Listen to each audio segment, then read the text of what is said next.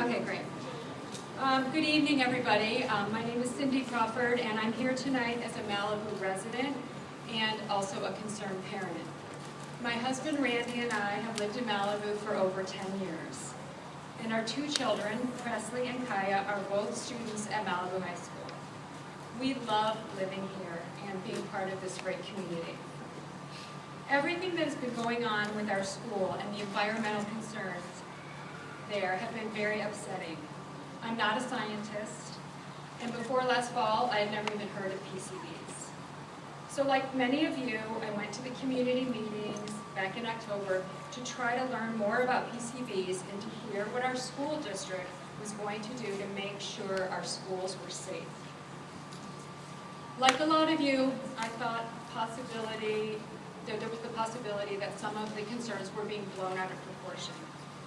And as a good Midwesterner, I believed in the end that the people in power would do the right thing. Sadly, I have lost some of my confidence in our school board and their promise to keep our teachers and students safe.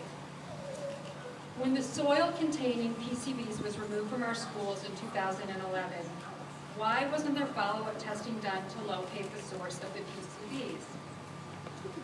If I find a puddle of water on my kitchen floor, I don't just wipe it up. I look around to see if I have a leak somewhere. Lately, I have been inundated with emails from Valerie Martinez, who is the PR person for the district, and they're reassuring me that our school has been cleaned and is safe. I was there today. I wasn't overwhelmed with the cleaning aspect, that's for sure. But besides that, I don't really know how she can make that promise. I feel like we, the parents, are getting the runaround a little bit. With all the scientific jargon, it's easy to get confused. And even if everything that the school board is saying in their press releases is true, there's that one point, and they've touched on it, that just doesn't make sense to me. Federal law calls for the removal of any caulk with PCBs over 50 parts per million. We know that we have caulk containing more than that, yet somehow the school district and the EPA have decided that the best course of action for our school and for our children is to manage it in place. Congress enacted that law, but it is the EPA's responsibility to enforce the laws. What good is the law if no one has to abide by it? Besides that, most of the caulk at Malibu High School hasn't even been tested. I'm not sure why the district has chosen not to do these tests. Even if doing the test is just to reassure us as parents that our school is safe. They only cost $100 per sample, which has to be way less expensive than their PR firm and their law firm.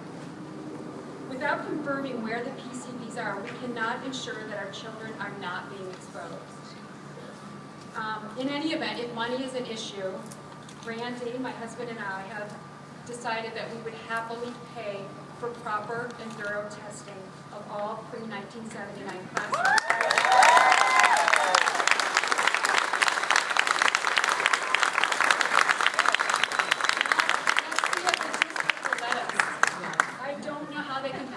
Say no. I mean, everyone would benefit from that information.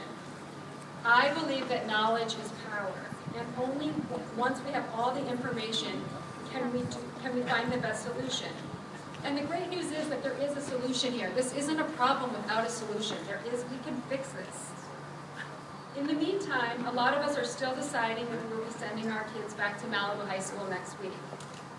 If you do plan on sending your child back, Malibu Unites has created a permission slip of sorts. It looks like this, it's in the packet.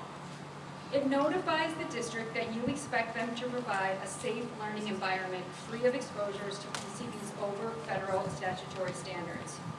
We ask you all to pick one up and read through it. If you feel comfortable, sign it, keep a copy for yourself, and ask the other copy to be put in your child's records at Malibu High School.